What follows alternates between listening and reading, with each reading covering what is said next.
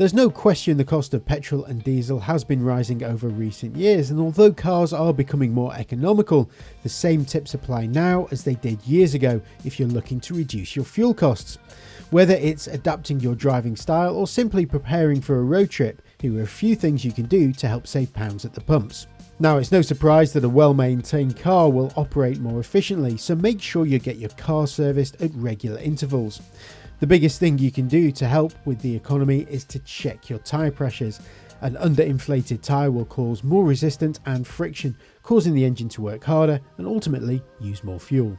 Excess weight in or on a car can cause massive impact to your running costs, so if you've got any unnecessary items that you're carrying around, then it's worth taking them out. It's not just items inside the car that can cost at the pumps either.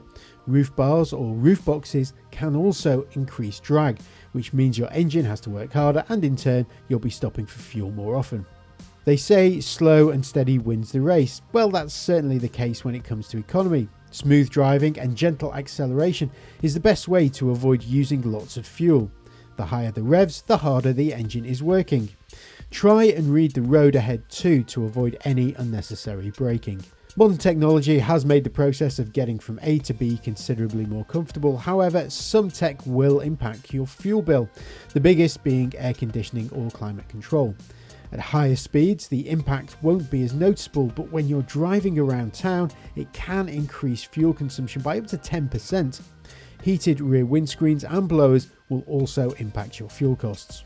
Now, as we said earlier, that revving the engine will use more fuel, but it's also worth changing through the gears a little earlier. Try changing at around 2000 RPM in a petrol or 2500 RPM in a diesel. Some modern cars have gear shift indicators which will flash up on the dash depending on which driving mode you're in. Now, it goes without saying that you should stick to the speed limits, but even more so if you're looking to save money at the petrol pumps. Cruising at 80 miles an hour on the motorway can use as much as 25% more fuel in some cars than sticking to the speed limit, not to mention any additional fines incurred by the boys in blue.